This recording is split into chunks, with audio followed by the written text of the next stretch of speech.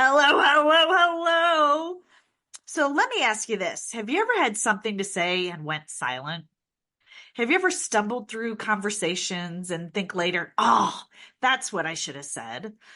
Or do you ever feel like there are times when your message gets completely lost in translation? Well, I gotta tell you, get ready to level up your communication skills because I'm Kathy Riley. I'm your host, communication expert with over 25 years in litigation and another 15 as an entrepreneur. Our goal here is to share tools, systems, techniques guaranteed to shift the way you connect with others.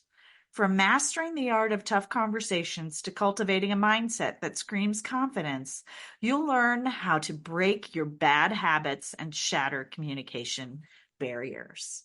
And today I am so excited. We have a guest here today, Mr. Jake. He is the founder of the TV show and podcast Total Disruption. And he's a disruptor, man. I can tell you he totally is.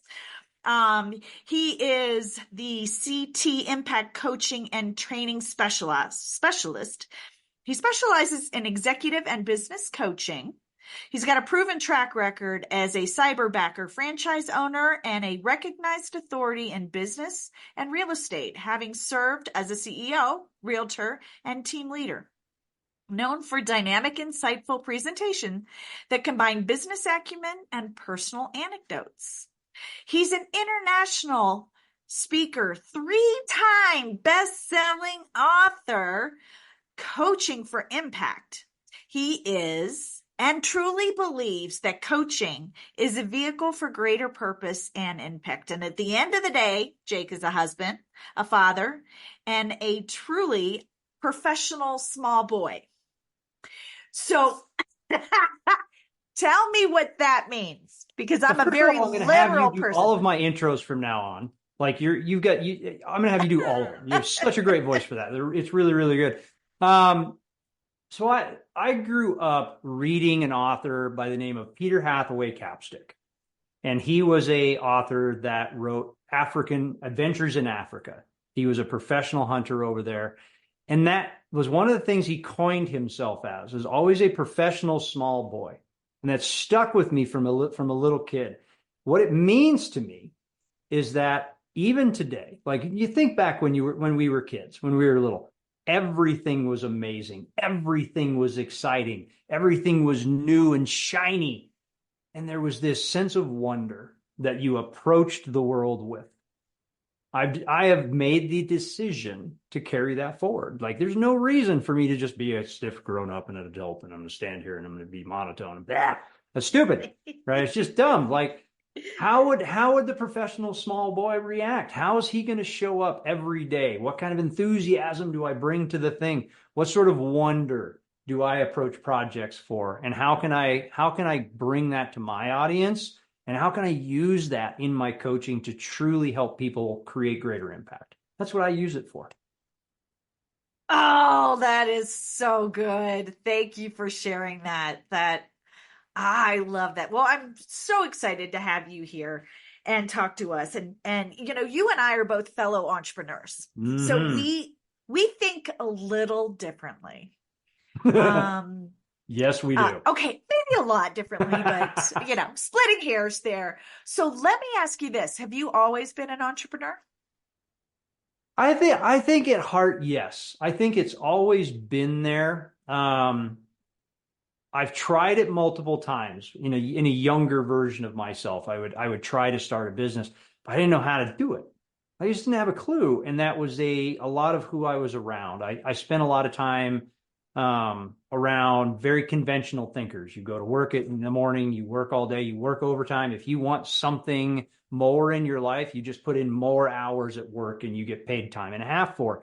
And I come out of that very conventional, at 65, you retire, at 66, you die. Just that's that thought process. I'm going to live on my pension. I'm going to do this and just follow that but I think at a core, I always was, even as a kid. I just didn't know how to execute on it. And until, I guess it would have been a couple failed business ventures before 2010, because I didn't know how to do it. before it really clicked, before I started to understand it. And that's when I branched into real estate. I did okay in construction before that. I was not a great business owner before that. I will own that one. I made a lot of dumb decisions. But as I moved into real estate, I got around people that understood how to do business and understand how to run a business.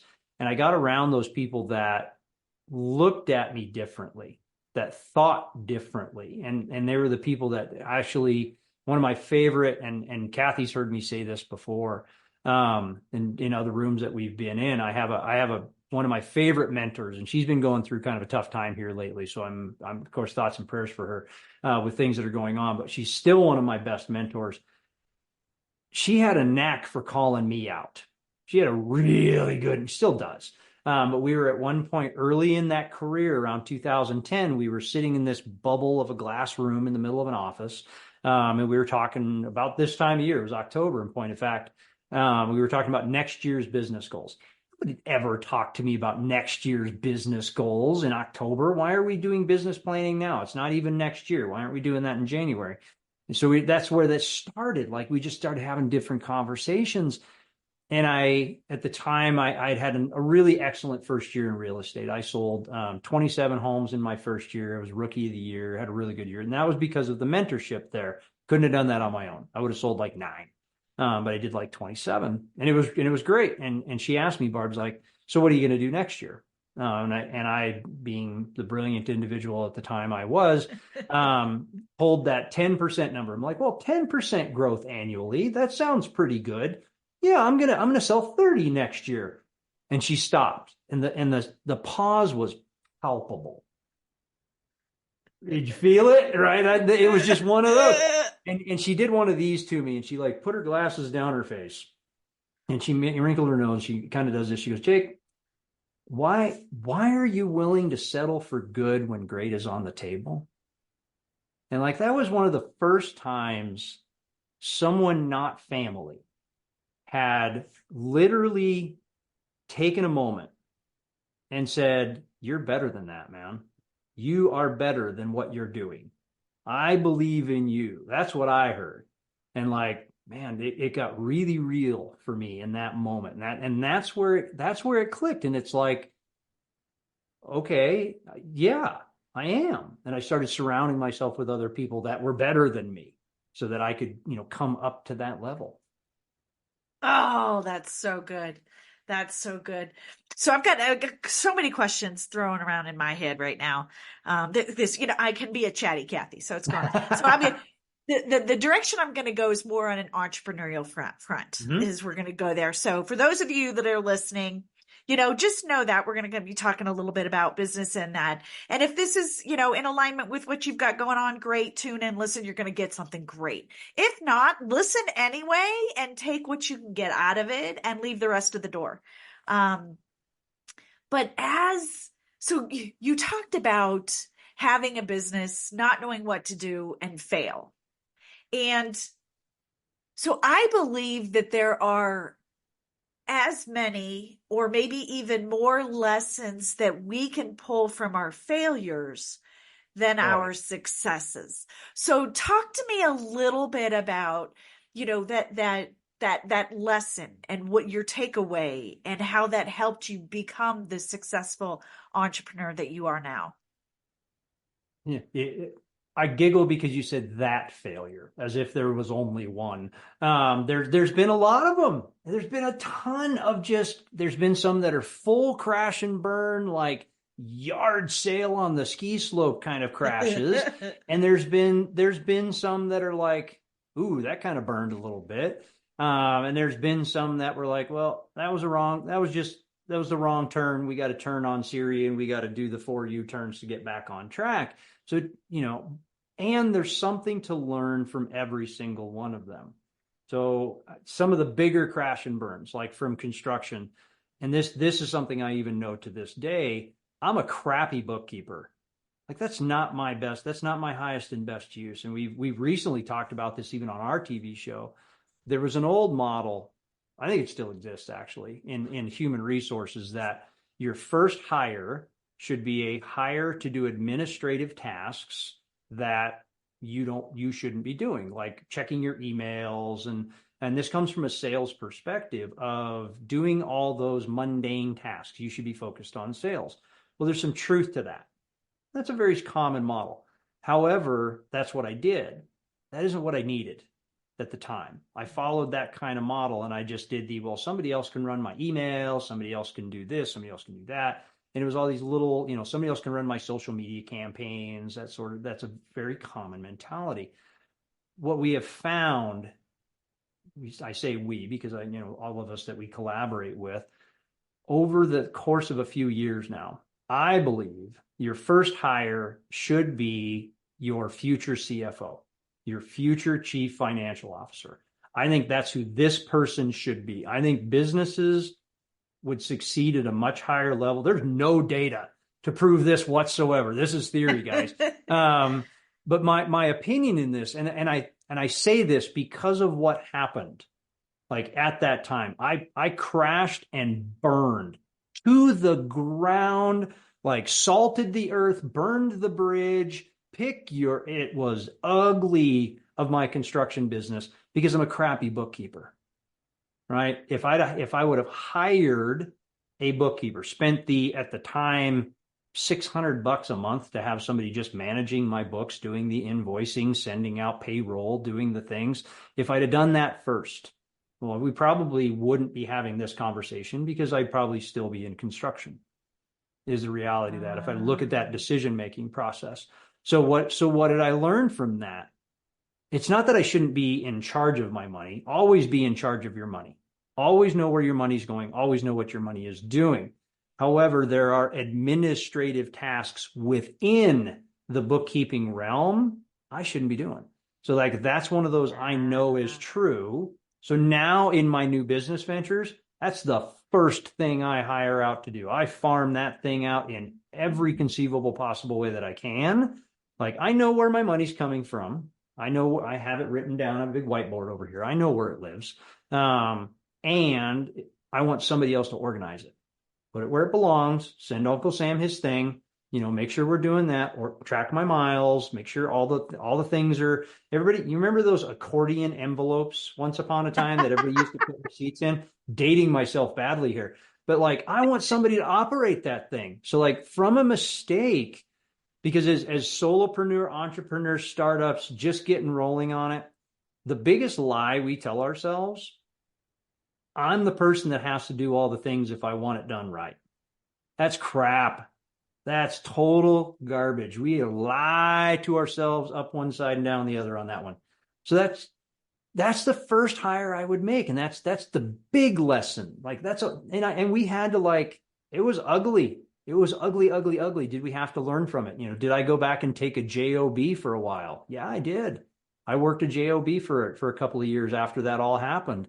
And I could blame a lot of things. I could say that was during the 2008 recession, and I could blame the market. I could blame a lot of other things. But until you take accountability for it and say, you know what, I actually probably would have been just fine through that. That was actually me that screwed that up. And this is how I screwed up. And this is how I will make sure I don't do that again. Now, is that true for everybody? No. But for me, that one was true. Like a bookkeeper would have saved us at that moment. But apparently that wasn't where I was meant to be. It had to crash and burn. It had to crash and burn for me to get to be here today. Oh, that's so good. And it's true. So my mentor, Sandra Yancey, she often talks about, okay, oftentimes you go from, your corporate, like I can, this is my genius and I'm going to go do it myself. Right. So I'm going to launch my own business. And we go from wearing that corporate 9-to-5 hat to doing our zone of genius, but never really putting the CEO hat on. Mm-hmm. And knowing that we need to be doing the things that move our business forward. Kind of like, what book was it the 12-week year? Where he talks about, book. Was it the apple? The pie lady? Was that in the 12-week, the pie lady? That's in 12-week year. And it talks about how she's so great at making the pie, but not running the company. And then, and there's the disconnect, right? Mm-hmm. And the business isn't thriving because we need to be doing the things that only we can do. For me, quite honestly, it was my website. It's trying to come Yes. up with the website. I was like, and all of that. It was, how are you found, right? Let's get out there. Let's do that. Make things easier. Mm-hmm. Um, so there's always layers. So let me ask you this though, because you and I talk a lot about mindset and Oh yeah. how important that is. As an entrepreneur, somebody who's like in the corporate space and they're thinking about starting their own business, and we're in a huge movement right now of individuals starting their own business. Mm-hmm. But yet they have that hesitation and that fear. What do you say to somebody who's listening, who's thinking about, well, shouldn't I start my own business?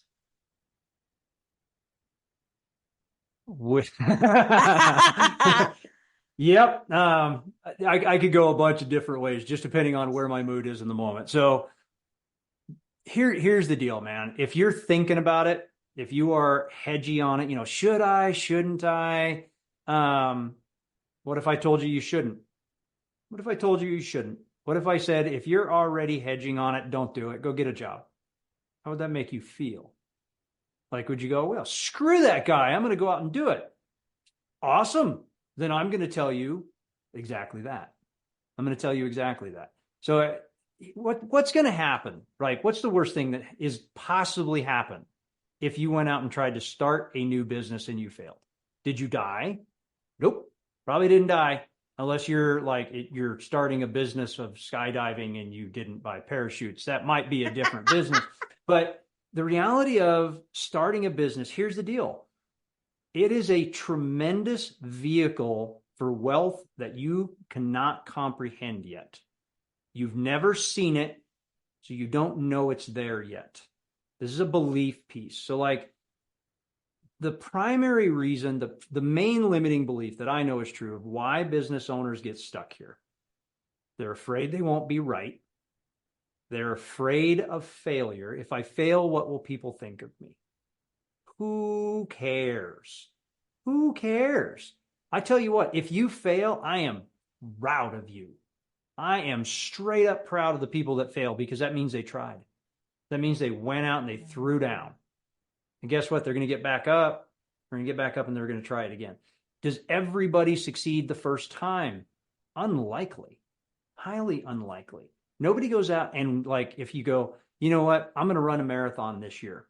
You aren't going to win there's really unlikely you're going to win a gold medal. You're not going to be a gold medalist this year as a marathon runner. Chances are you're going to take a digger. You're going to fall, scrape your knees up, scrape your nose, run into a barricade, fall off the course. You're going to get a cramp. All those things are going to happen in the course of this journey, but they have to happen in order for you to get to this. So this is what I want to tell you. Greatness is on the other side of fear. Greatness lives on the other side of the stuff you're afraid of doing. So like if you're afraid to start a business, it's because you're afraid of truly grasping your greatness and just doing epic stuff. And a lot of people get into businesses, and I'm kind of going down some weird roads here, but they get into like almost everybody that I know, the circles that I run in. Let's go that way. The people that I know, that I spend the most time with, they all have a servant's heart. I don't know anybody in my universe that does not have a servant's heart, that doesn't get into going into a new business, service or widget builder, doesn't matter, that doesn't want to say, I want to help people, right? They get into that space of, I want to help people. I want to help people from a servant's heart. Awesome. So good. Such a great place to be. And unless you're getting into this as a 501c3, as a philanthropist, you're also a capitalist. It's okay to earn money for the thing you're good at. It's okay to provide great value. It is perfectly acceptable to create a thing that saves the world, but you make money on it. It's okay.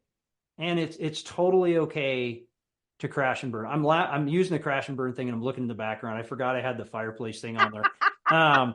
But it like you're gonna fail. It's gonna happen. You're gonna fall. You're gonna skin your knee. You're gonna careen off the side of the road.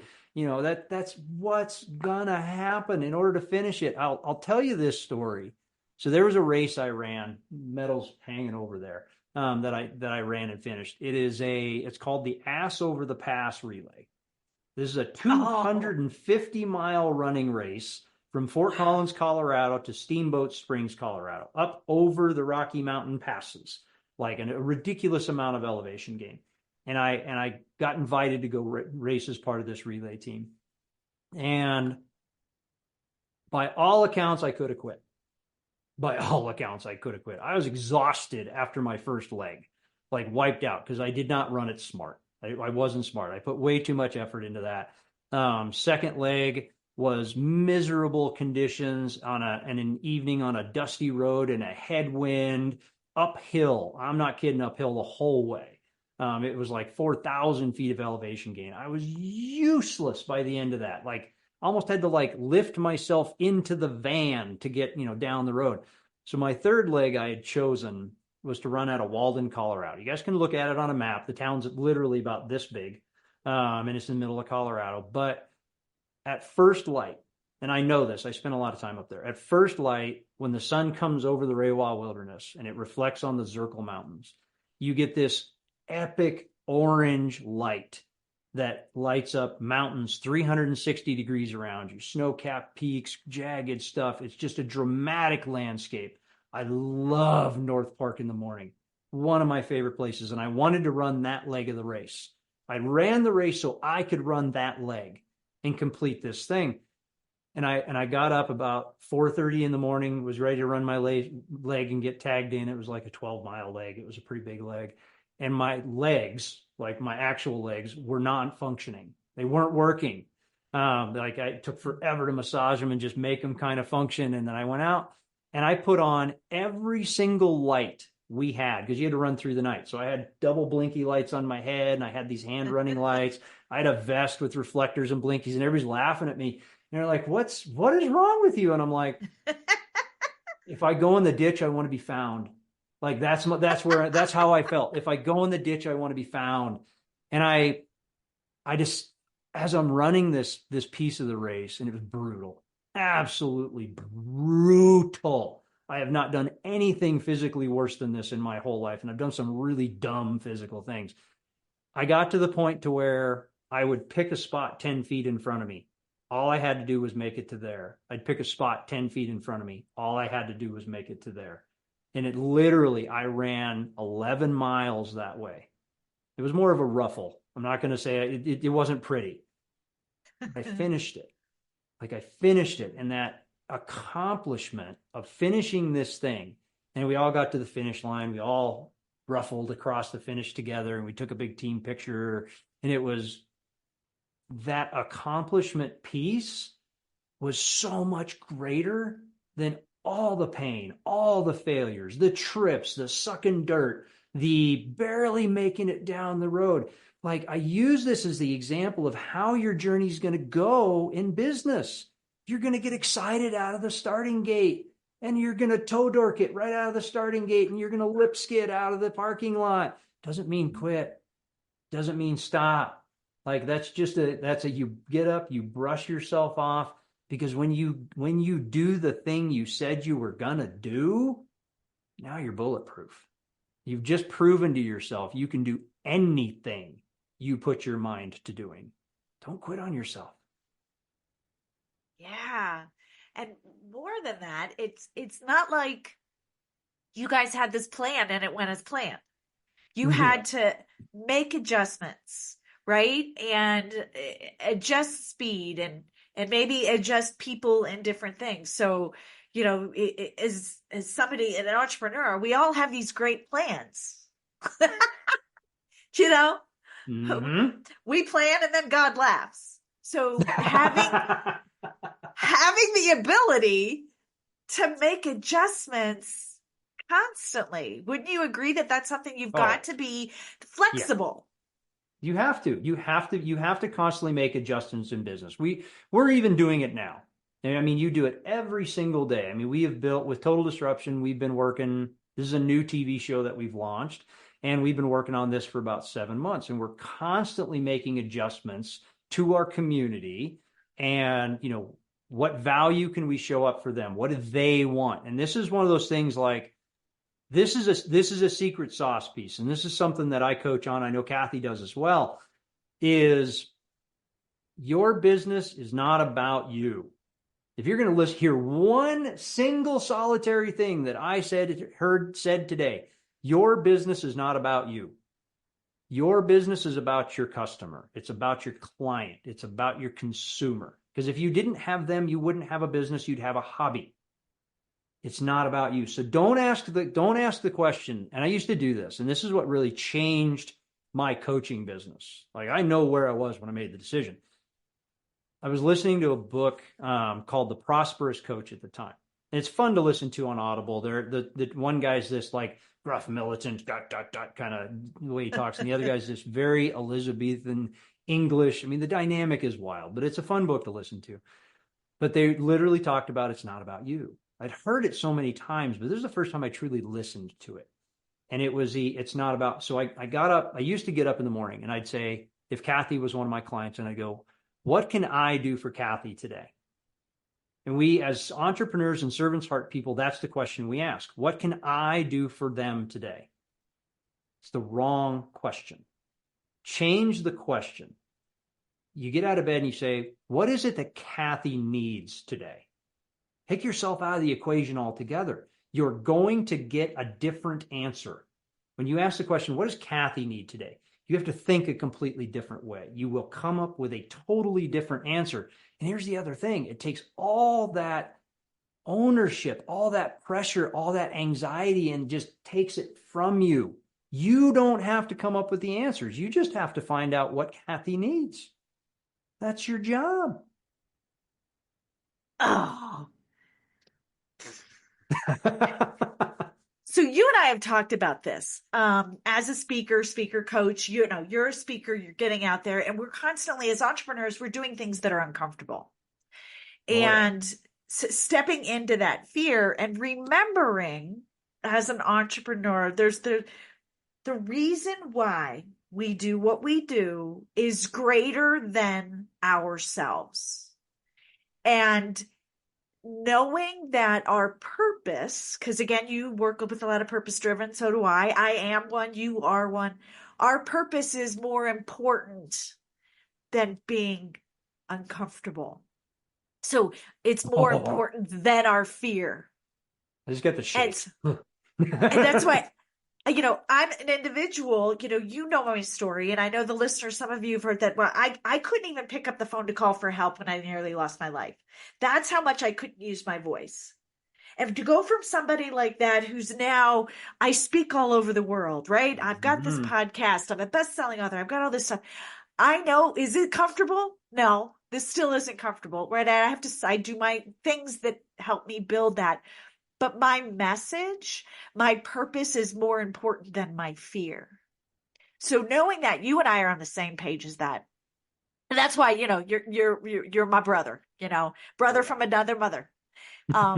What advice would you give somebody who's listening today that has that fear, that just that hesitation, and it's truly rooted in that what I call the itty bitty shitty committee. Mm-hmm. What's one thing that you've lived through? You can say, you know what? If this is the secret sauce. So you're totally right, and this is where it goes back to with what you said about your fear is bigger than your purpose at that point. That I think that's absolutely spot on. Absolutely spot on. If you're still scared, you need to go backwards. You need to think more, what am I actually here to do? What's my greater purpose? I mean, I know that sounds, for some people are going to, oh, that's all woo-woo and stuff, but it's true. You're not, nobody on this planet is put here to go to work, earn a paycheck, go home, go to bed, and die. That is nobody's greater purpose. Like mosquitoes have bigger purpose than that, and I don't like them at all. But I mean, from a like, it is a purpose. So this is exactly what I would tell you. This is the advice that I know changed the face of my businesses, changed the face of my wealth, changed the face of my. I've not been this guy, right? Kathy and I are very much in alignment in the regard that I was never the influencer. I was never the front of the room guy. I was never the front of the class guy. I was not a public speaker.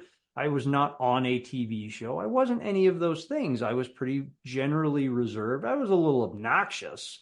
That was, that's different, right? But I was generally reserved, and I didn't have the right message. So I was that person. I had to make the decision. You can't just make the decision. That's the start.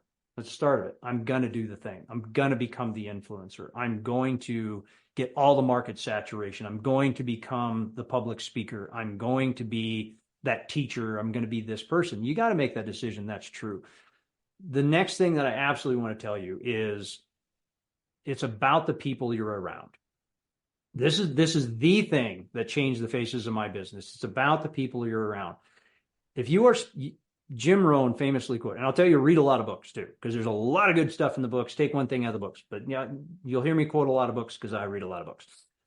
So Jim Rohn, you are a product of the 5 people you spend the most time around. So if you're spending time around 5 people who are like, you're just, I think you'd have a hard time getting in front of people to speak. You're going to listen to them. Your unconscious mind is going to pay attention to that. That's going to create unrealistic fear, something that doesn't exist. Get around people that are going to go, you know what? You're better than that. You're better than what you're doing right now. I believe in you. I know you can do this thing. If I can do this thing, you can do this thing. So I mean, I make that reference all the time. If your intention is to be a millionaire, spend time around millionaires. Don't spend time around people that are making $60,000 a year, because you're going to make like 55. That is how it's going to go. You want to be a billionaire, spend time around trillionaires. If you want to be a marathon gold medalist, you have to hang out with the marathon gold medal people. You have to do that. You can't hang out with me. You're not going to win a gold medal running my pace. That isn't going to happen. You have got to absolutely hang out with the people that are better than you, that inspire you to be better.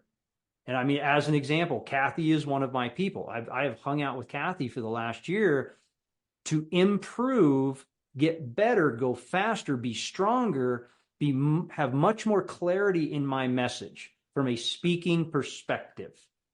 I was never this good before that. The reason for that is because of the people I spend time with. I decide to align myself with that. So if you're a brand new widget producer, right? I'm going to make this widget and I'm going to sell it to this market. Awesome. Who's done it? Who's doing it now? What model can you use? How can you model after them? Napoleon Hill in Think and Grow Rich. This was one of the smartest things that I read out of that book, was how he sat and shadowed somebody for a huge amount of time. I think it was a year that he literally sat in this guy's office to watch how he did it, because he inspired him. He was a mentor, a role model. He said, I'm going to model myself after that guy. That's what I would tell you. The one piece of advice is get around people that are better than you, that are operating at a higher level than you, that are running at your frequency and higher. And if you've got people that are not, get away from them. Oh, so good. So good. Yeah, I call that your Fab Five. Who's your Fab Five? And what's interesting is as you spend time with people. So what you don't want to do is you don't want to say, hey, Jim Rohn, or hey, fancy person speaker, like your Lisa Nichols or whoever, be my mentor. Will you be my mentor? Will you please be my mentor? That turns them off, because nobody truly wants to be a mentor. What you do is you just spend time with them and be quiet and listen and learn.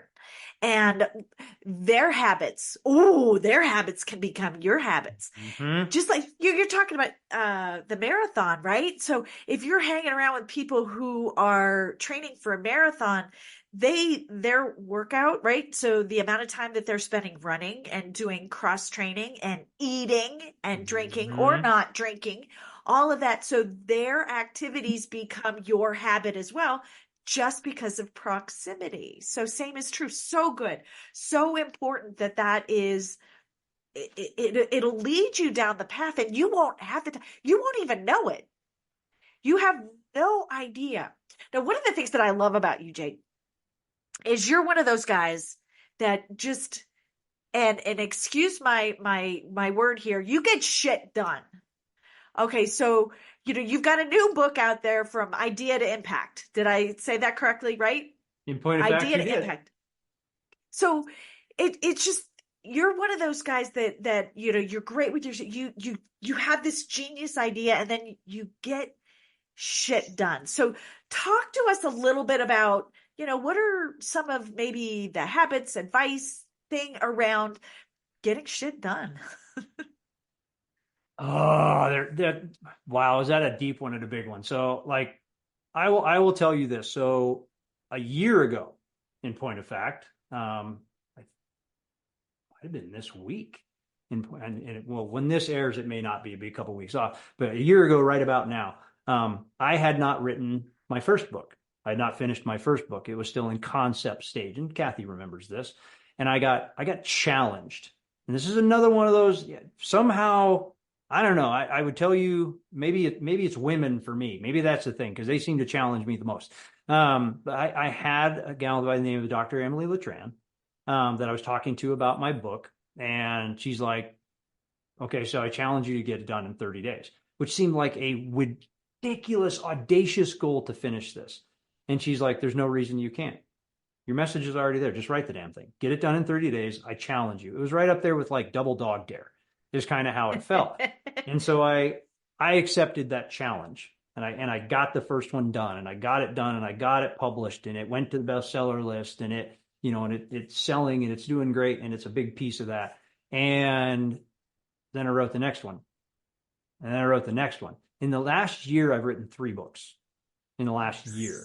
Like I went 49 years without writing a book. Wrote a couple of articles that were poor, but like wrote 3 in the last year. So how did we get that? What are the habits that you get that done? One of the single best tools I own is my Google Calendar. And like, honest to God, that's the thing. And you've got to look at it as it's not negotiation. One of my friends, Scott Lewis, who I'm in business with, talks about this. He's like, you got to get desperate. You have got to get in a space to where you've got to work in your head to where if this doesn't happen, something horrible will happen to me. Almost make a covenant with yourself, if you will. But he talks about, remember the times when you were a kid and you're like, I have to buy that candy bar, but I do not have the dollar.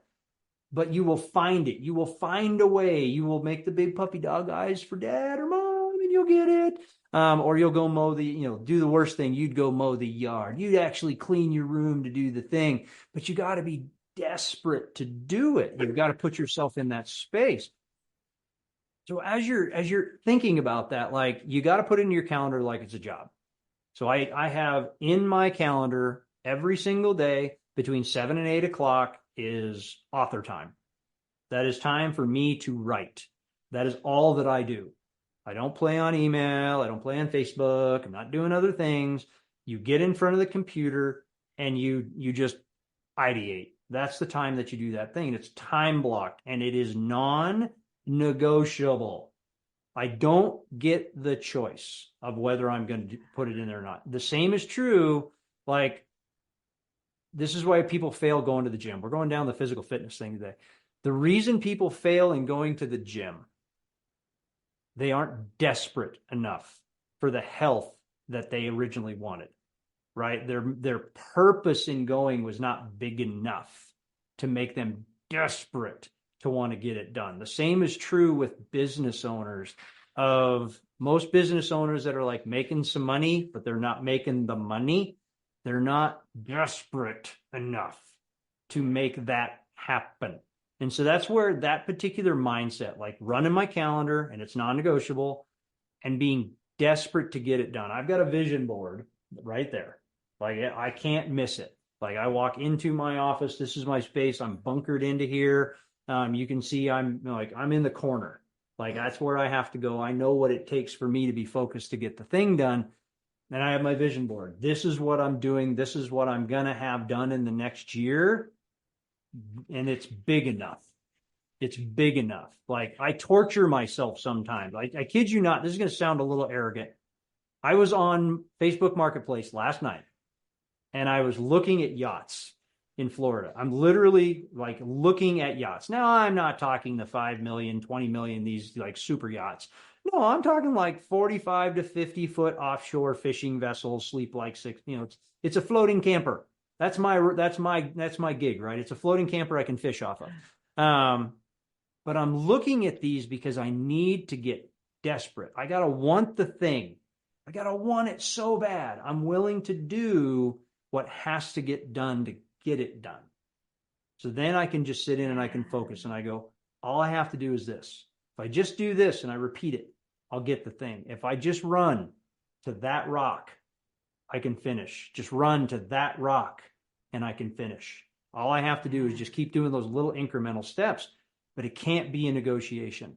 Because like Kathy said, if you're willing to negotiate, I don't have to do that today.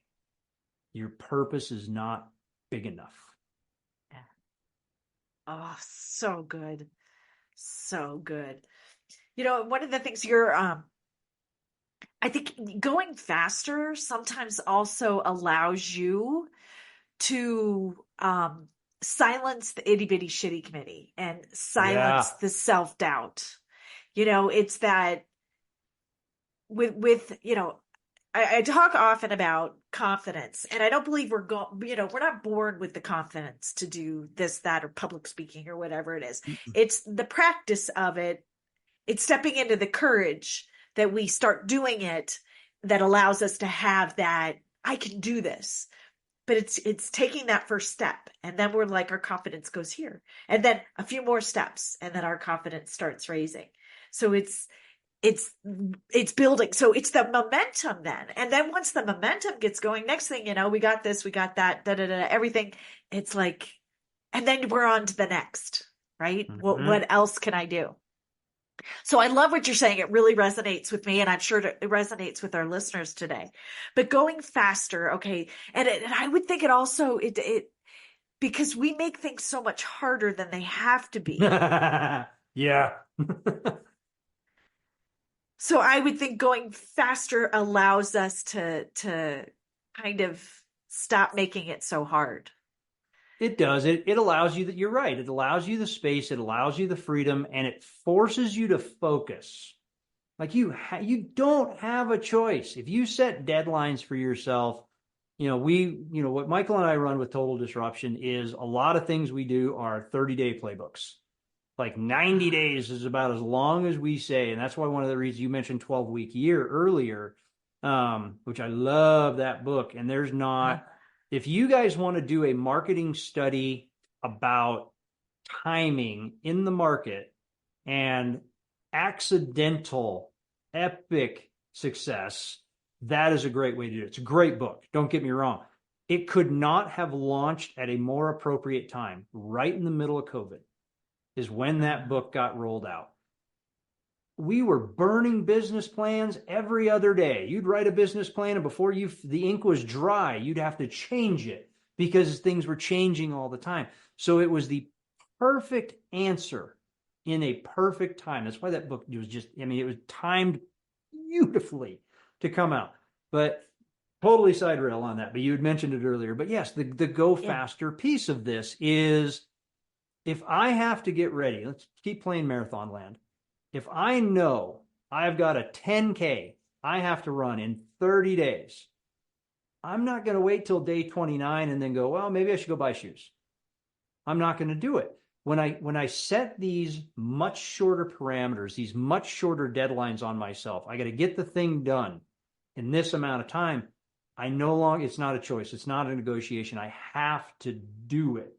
to get it done. And that's part of that. Is not I don't set goals of, well, in the next year, I plan on having this thing done. Mm-mm. If it shows up in the next year, I'm going to go, all right, so I'm going to have this chunk of it done this week, or I'm going to have this piece of it done today. We've got a new season launching for the TV show here pretty quick, as we're coming into this, and we're changing the format. We're doing something radically different, and logistically, by all accounts, it's a logistics nightmare when it comes right down to it. I am excited about it. Like, I am super stoked about it because it's a multitude of problems. It's complex problems. It's not just one complicated problems. It's going to require more people. It's going to require bigger who's, badder people for me to get involved in. And I'm like a month away from being able to pitch this to the network. I'm like a month away from doing this. And I knew that. But I put it on there. Okay, I'm going to have a strategy session next week with my partner and our producer and our coach. I said, all right, I have 1 hour. I have 1 hour. I set a deadline on myself. I have 1 hour to flesh out the profit model, the organizational model, and I'm going to do all the scripts for the first show, and I'm going to do I basically laid out. I wrote 10 pages of logistics this morning around episode 1 to get it done so I could pitch it. It's done. It's off my plate. Now I just kind of think about the fun parts of it, but it's done. It's off my plate. But I set these ridiculously hard, fast deadlines because now you have to get it done. If I give myself the space and the time, what's the phrase? Stuff will accumulate for the space allowed. The same is true with time. If you allow a bunch of time, a bunch of stuff is going to accumulate and fill that time. But if you don't allow a lot of time, stuff will get done quickly. Oh, I love that. I often talk with women, we or even entrepreneurs, we talk about we have our plates, right? We have our plate, we have all these things on our plate. And then we take that plate, we make it a platter. So we just make it bigger so we can throw more crap on it. More crap on it. Stuff will accumulate to the space allowed. Yeah. So switching gears just a little bit, because I could go off on a whole little tangent, but I want to start wrapping this up. But there's a question for you. So your zone of genius in the direction you're going is about market saturation. And that is a big hesitation for a lot of business owners. It's a fear. It's a problem. What do you say to people who say that they can't be successful because the market is saturated? Oh, there's a limiting belief. I want to go into coach mode right there. So we did the research, and you're right. And this is one of the reasons that I'm going to go into this. I'm going to back into this one a little bit. So from a standard perspective, when you're building a new thing as an entrepreneur, I'm going to give you the secret sauce here. The normal question is, what's the service I do that I provide? Who am I trying to reach? Who's my perfect client? Right. That's pretty standard old school marketing stuff. That's the normal. I want to say old school. I want to just say standard. They're not wrong. They're not wrong. And yet it doesn't resonate with everybody from a question side. So especially from a service industry, if you make widgets and you're in a goods industry, that's a little easier. But in a service industry, this is the question we all fight with this one. Every entrepreneur in a service industry fights with this space of, how do I insert myself into the market? Because it appears it's already saturated with the people that do the thing that I do. And then we ask the wrong question, which is, what makes me different? That is a crap question. What makes me different? Why do you have to be different? You're focused on something you don't have to. My favorite coaching quote is, what you focus on expands. My favorite. I use it all the time. My clients hate it because they're so used to it. Like they totally do. I'll get ready to say it. I'm like, you know what I'm going to say, and they're like, what you focus on expands. So we know what it means. But from a market penetration we did the research of, all right, for Gen X, Gen Z, millennial business owners. This is our audience. These are the people that we speak to from an age demographic. Business owners, entrepreneurs, solopreneurs. What are the top 10 problems they face? What are the things? Resoundingly in the top three are lack of access to capital, lack of access to the resources that I want, and inability to reach my target market. Top three in all three of them. So I said, okay, in our business, in total disruption, what can we solve for? What can we solve for if that's the problems that we have? And we've been marching down this road for a while. And I can't write loans to everybody for access to capital. Be great when I get there. That'd be swell. I'd love to be that kind of philanthropist. Just, yep, stroke you the check. We can create some of the resources for you, but they cost money to build these resources. It costs money for me to build it. It costs money for you to buy it. So we still have a capital problem. What we can solve for is revenue and profit. And we can do that by showing you how we did it. And how did we get to 50,000 views in our show in 90 days? We can show you. We can show you how to, we can solve for that. So now we added a +1 question. This is when Michael asked me, this is very recent that we came up with this concept. And like, we are just hammered down on this because it solved the problem. And it was, all right, if we are a brick and mortar business, we are a physical location that sells a product, a good. We deal in milk and eggs, right? Or a sporting goods store. We deal in guns and ammo. We deal in, tents and sleeping bags. Think physical location that sells a thing. I'm a physical location that sells a thing. What do people come to me to buy? What are they coming to me to buy? It's a totally different question that you have to answer it. So when we did all this research, we compiled all this data, we asked the first questions, and then we asked the last question. What are people coming to me to buy? Not as what the market want, not as what the market need. That's not quite right. But what are they coming to me to buy? People want a resource that is fast, easily deployable, and shows them how to get market saturation, market penetration within 30 days to develop their market. When you do that and you increase your market share, you increase profit because you're selling more stuff.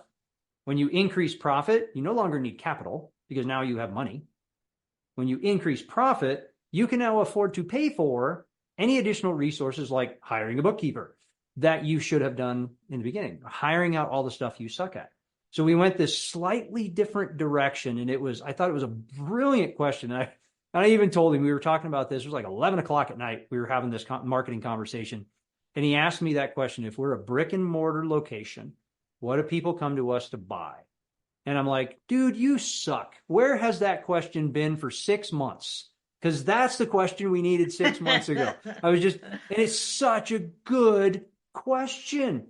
So we're able to solve for it. We're able to solve for it. And that's the resources and the tools that we have all the things. We have all the things. But we don't know what people wanted to come to us to get. Now we do. Now we totally know where they're at. So that's again, back to what Kathy says, is the purpose is greater now. So like, you bet, 6 o'clock in the morning, I'm doing marketing campaigns. I've got 3 different AIs open on my computer. We're loading and building and changing and just really getting clear on the product, the process, the formula because we had it. We always had it. Now we just get to show it. Now we get to go, all right, how do I get my business to fit for 50,000 new viewers? New people looking at the service of the good that do I do? How do I do that in 90 days? And that goes right back to that set ridiculous deadlines for yourself in that. Could you do it in 30? I think you can. Now that I know how, I think I can do it in 30, but I could do it quicker. Like that's just one of those spaces. Like, should it take a year to get to 20,000 viewers, to 20,000 Instagram people, to whatever my followers are? Now that we know what they're coming to buy, it's not that hard to convert them to the service. Yeah. Oh, I love that. So good.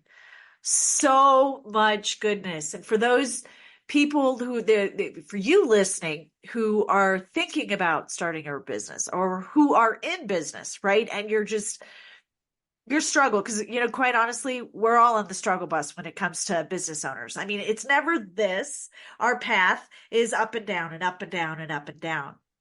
It's Mm-hmm. to, yes. But yet at the end of the day, remembering one, like you like to talk, we embrace the suck because not everything's going to feel good and it's Mm-mm. not supposed to. It's not supposed to, but it is worth it.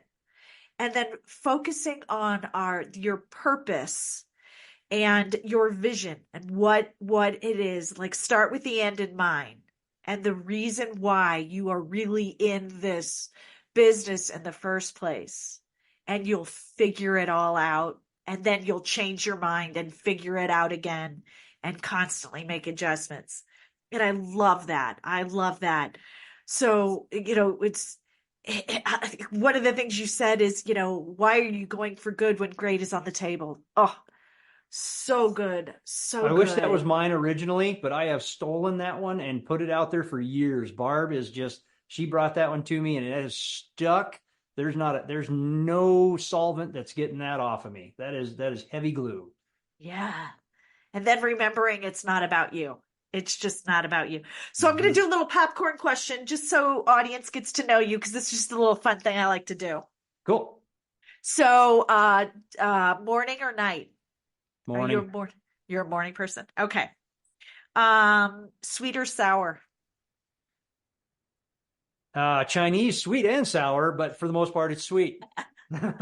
Sweet. Um, food or drink? Food, Food. Uh, book, hardcover or electronic? electronic. I Electronic. like. That's a tough one. It depends on the category. Old books, I like the books. New books, I like the electronic.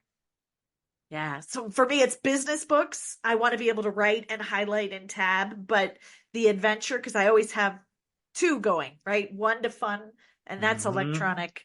Um, so I'm kind of with you, a little bit split on I that. think And that's then, valid. I think the fun books are paper, and I think the business books are electronic by and large. I think that's okay. true. Music. What kind of music? Oh, uh, that depends. I am just about everything except R&B and top 40. What's your go-to song to feel good, to up your jam? Either AWOL Nation Sail or just about anything by Glitch Mob. Two people, I have no idea who that is. Yep, energy Um, music, man. and then what have you binged watched recently or loved when you binge, if you binge? God, probably my favorite binge watch is 1883. Quite honestly, the Yellowstone spin-off series 1883 with Sam Oh, Elliott and Faith Hill and Tim McGraw. yeah. Oh, so I good. So good. really do feel I felt the Taylor Sheridan. I'll give him props on this one because I felt that was a piece of artwork. That is how I really truly believe how miserable it would have been to ride a wagon across the United States. Like I really do. We live in the West, right? I'm literally 20 miles from the Oregon Trail ruts. We go down there and look at them. I like live in this country. And like I think about that a lot. And when I watch that, it's like, man, that there's no way it was better than that. Oh, Yeah, I love that one from that perspective. I really get into that one. okay, cool. I'll have to put that on my list. So I know everybody here that's listening is going to want to know Jake, like get to know you. How can they stay in touch with you, follow you, tune into you? How do they find you? All of those things. So you can find me on Facebook, Total Disruption. You can find us on Instagram, Total Disruption. You can find us on LinkedIn, Total Disruption. And you can also go to the website, which is www.total-disruption.com. You can find us at all those places. But yeah, connect with us on Facebook, connect with us on Instagram. Look at all the weird, goofy life stuff that we're doing too. Check out the website. Short of smoke signals, reach out because like I want to leave you guys with that's the biggest lie of being an entrepreneur is you think you got to do it alone. You don't. Oh, so good. Thank you so much for being here and sharing your genius. He's just amazing. So, you guys, Go find him. Go find him on Facebook, on LinkedIn. Check out his website and see all his goods. So, and that's a wrap for today's episode of Breaking Bad Communication. Thank you so much for tuning in and listening. But before we sign off, don't forget to subscribe. And if you heard, something super juicy today that you think that resonates with somebody you know, share it, post it, tag somebody else. Let them know that we're here to help you improve your communication and make it a better day. Know this, the quality of your life is determined by the quality of your communication. As you head back out into the world, remember every conversation is your chance to shape your life and the lives of others. Whether it's a tough talk or casual chat, be clear, be intentional, and listen like it matters, because it really does. The better you communicate, the more your life aligns with what you truly want. So get out there, own your voice, speak your truth, speak your words, and giddy up. Thank you.